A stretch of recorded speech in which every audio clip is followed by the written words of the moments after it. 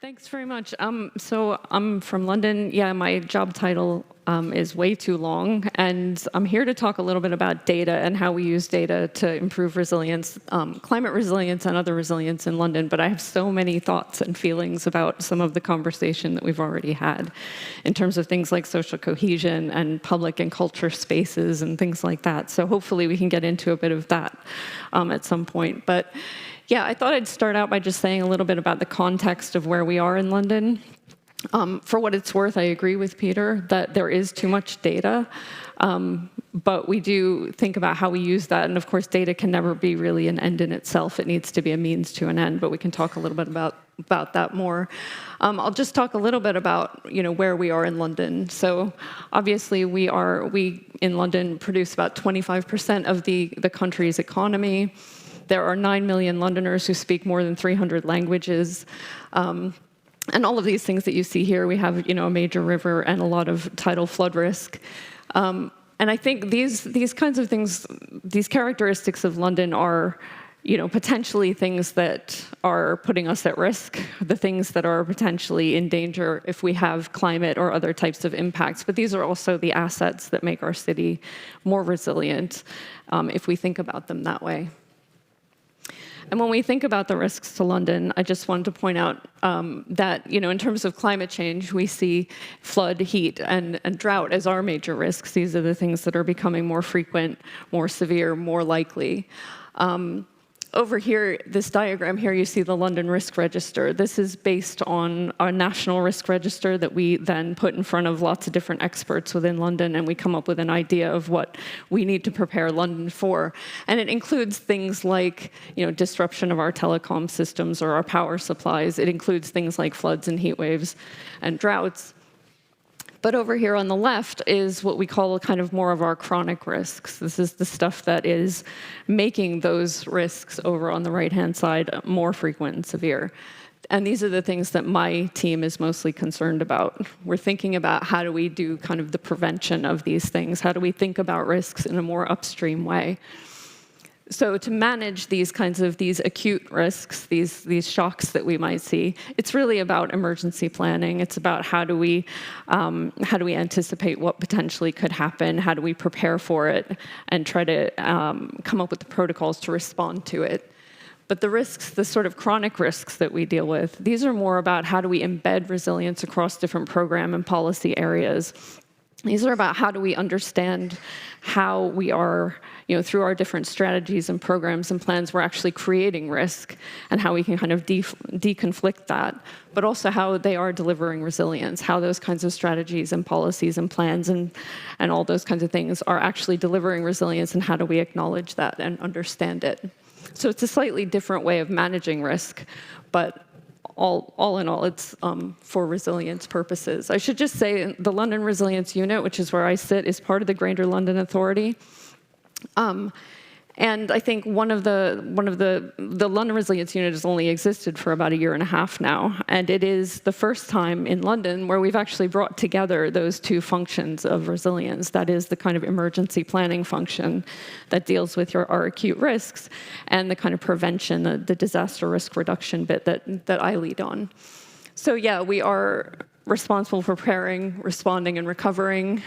We do that coordination across a partnership of 200 organizations that are from public, private, and voluntary sector in trying to deal with emergencies in London and prepare and create the frameworks and the protocols for responding to risk, and also thinking about that kind of what is a resilient city and thinking about how we manage those chronic risks. And yeah, where we sit, so we're, the Greater London Authority is the Mayor of London and the London Assembly, which scrutinizes the Mayor's policies.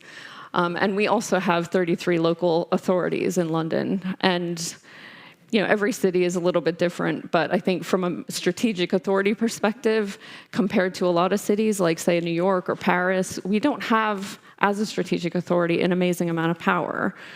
We have a lot of power invested at the borough level, but we do set kind of the strategic policy framework for a lot of the work that those boroughs do.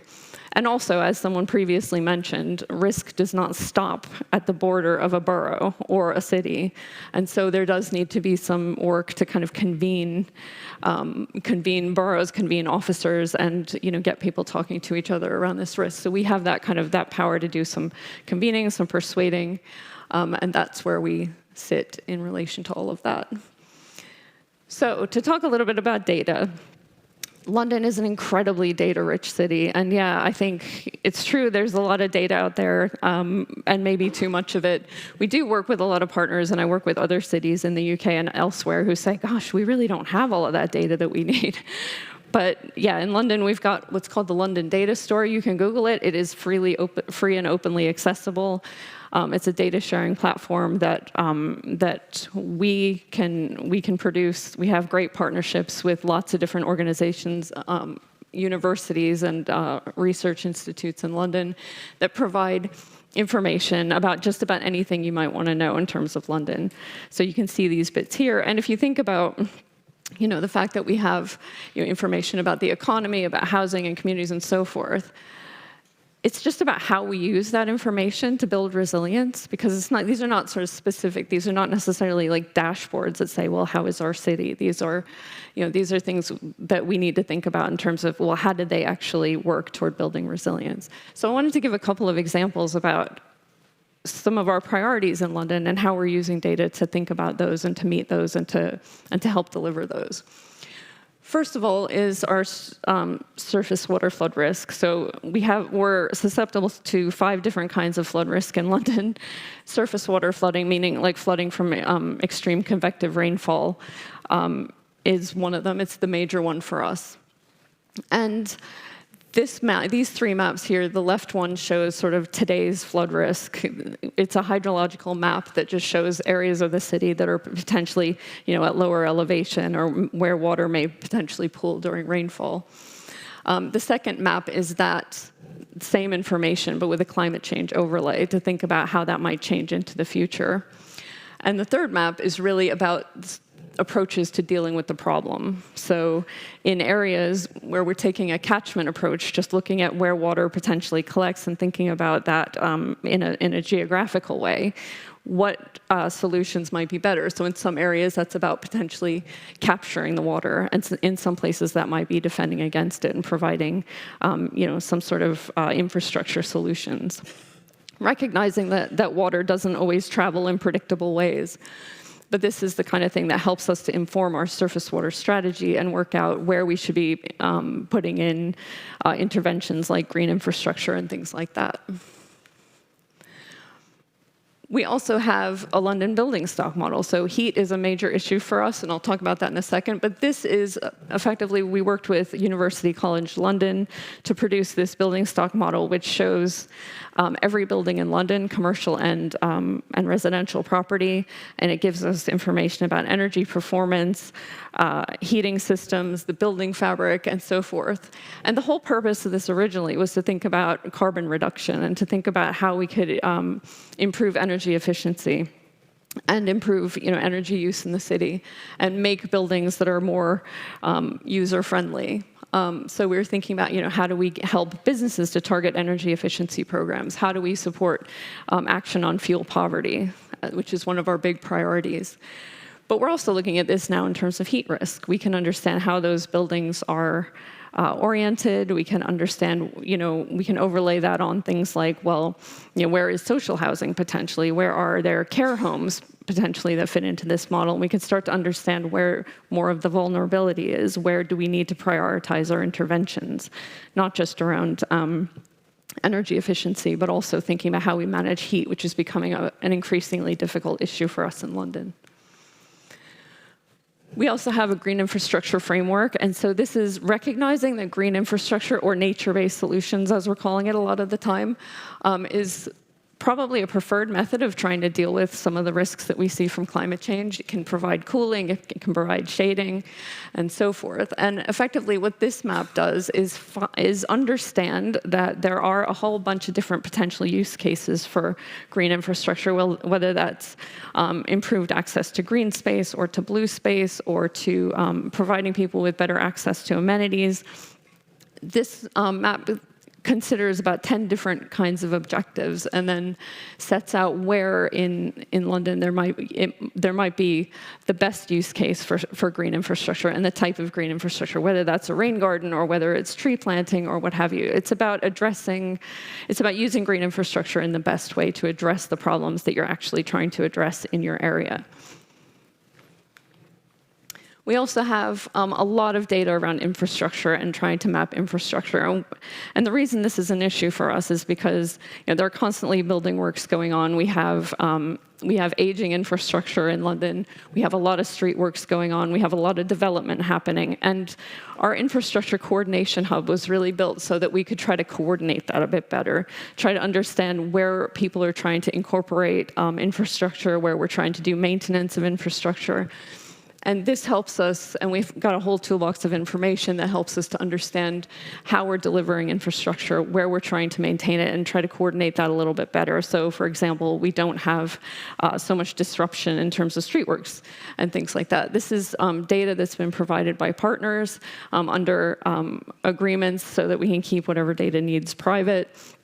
And this helps us with current and future infrastructure planning. And just to say a couple of the tools that are in this toolbox. So there's a heat map that is helping us to identify opportunities for decentralized energy, which helps us to reduce our reliance on centralized systems and improve resilience that way.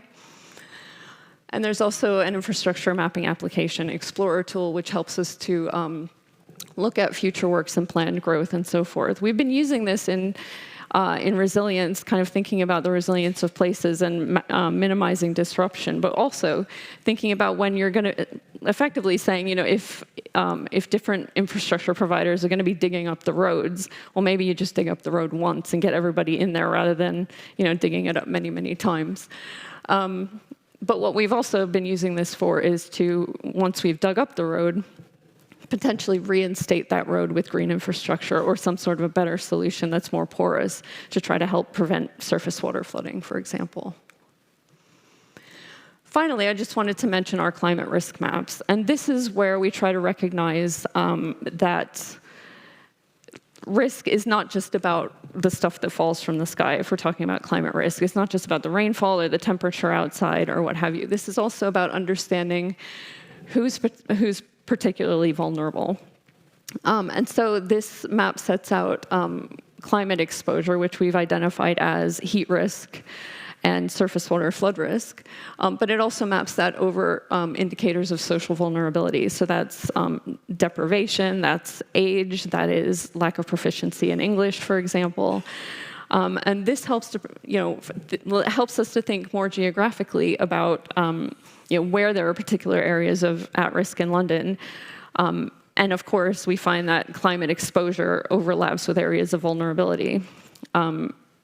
Or you might say that another way and say, we're all going to experience the flood, but some people have better boats, as I've heard people talk about before. So not everyone is equally impacted by these the impacts of climate change. So this is to try to help us to understand that a little bit. And the way we use this is try to help us inform the planning and the policy that we have in London. So in terms of, for example, some of our funding programs for community projects and things like that, we might ask people to think about the kinds of risks that are in this map to help, how is your program potentially going to address some of the issues that we're seeing here? It's a really good conversation starter, and it's been really good in terms of community engagement as well, and trying to help us work, to understand what's happening at the local level, even if we're not, completely. I think in a really dense city, this kind of granular data is always a little bit off, but it's about helping to have that conversation and recognizing about the inequality of impacts. And I think that's about it for me, but I would say just on that, a couple of things just about data. Number one, data, and I think Peter said this really as well, data does not equal intelligence, and it does not equal insights. I think the main thing that you have to think about, like I said before, that data should not be the end in itself. It should be a means to an end. And I think one of the more difficult things that we find is just doing that doing that questioning, understanding what it is that you're trying to use it for. You can have dashboards, you can have huge data portals, But the real problem is trying to understand what is the question you're actually trying to ask and bringing people into that conversation about the question that you're trying to ask. One of the things we've definitely noticed, and one of the big parts of my role in the London Resilience Unit is community resilience, and I could do a whole other conversation on that. But one of the things I've learned through that work is that our idea of risk as the kind of resilience professionals is very different from the idea of risk that we see in communities.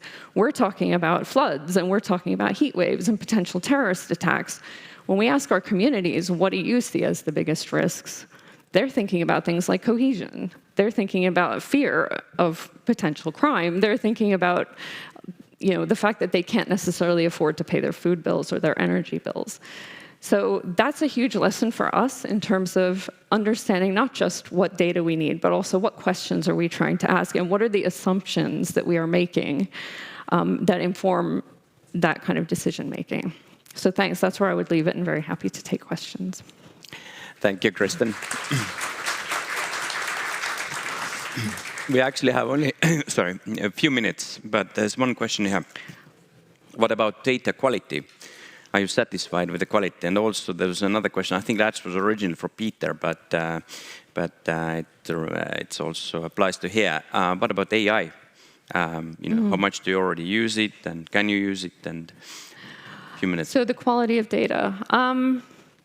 Yeah, I mean, I think it's a good question. I think we try to make sure that we're working with people who have, useful, good quality sources of information. We have loads, like I said, loads of research institutions, loads of universities in London. And we also work really closely with them in the best possible scenarios, work really closely with them to understand what we're actually trying to get at and try to work out what sources of information are reliable and trustworthy. And that is not even to mention disinformation and misinformation, because we know that that's a huge issue. So yeah, I think we try to make sure that we're really careful about the quality of our data, but also having that kind of input from lots of different partners and stakeholders and communities about what it is that we're saying. So like, for example, with those climate risk maps, if we put those in front of people who live in one of those areas and they tell me, oh, that doesn't scan at all with us, that's not what our area looks like, then that does not hurt my feelings. What we want is the most robust data we can get. In terms of AI, it's a really good question. I'm old enough to be a slightly late adopter of this technology, and we do use it to a certain extent, but I think mainly just to try to think about summarizing data and stuff like that. We're not using it in a majorly big sense, I think, at the moment, just yet. And I think a lot of people see potential for it. I see both potential and slight worry. Right, any questions from public? Yeah, gentleman over there. Hello. I know GLA has done a tremendous work on the data transformation of the recent 6 to 7 years. You have this data, Innovation Week, etc. From the point of your resilience unit, where do you see the data transformation for this emergency preparedness, public safety should move on? And if you had like lorry connecting boroughs to exchange data, so what will be your way of connecting different levels of commands, emergency services? Connecting, sorry? Connecting different levels of command for the emergency services. Okay, so that's about using data effectively using data with, okay. Yeah, I think one of the main things for us is, I think nothing really beats just getting people into rooms to talk to each other about these things. We are thinking about right now, and we're kind of in the process of starting to build a dashboard, kind of a resilience dashboard for London, which is meant to answer that question, like, is London okay? Which is what some of our partners often ask. But yeah, I think it's an interesting question. I think we're not quite there yet in terms of what information goes into that and why and for whom, because is London okay for whom? But I think so far, we haven't. In my own experience, just that example of just getting people into rooms to sit together and understand what a problem is and what's happening in real time is probably better than any data dashboard that I've ever seen. I'm sorry, did that answer your question? I have a very quick question, because you were talking about communities and people, and I've actually lived in London myself, and obviously in a city like 9 million, how, what is actually the tool that, to reach the people? Because, obviously there's, so many different nationalities, communities who are all using different channels, different information flow. Is there any like one specific tool when in emergency, people, No. no? Because I don't remember as well being using that. The answer is no. I mean, there are alert systems and things like that, but what we've tried to do, and I could get into this a lot more at some point, is, we've tried to create the infrastructure. So what we've got is something called the London Communities Emergencies Partnership. And that effectively is a convening of community and voluntary and faith sector organizations. That is a couple of staff people, effectively, that can coordinate that and bring organizations in and, kind of be that sort of larger network and hold that and, reach out to communities when we potentially need to. There are about 300 organizations at the moment, each of which has its own networks. And so we're able to get them involved when we have a crisis to help, organize volunteer support, for example, or if something happens.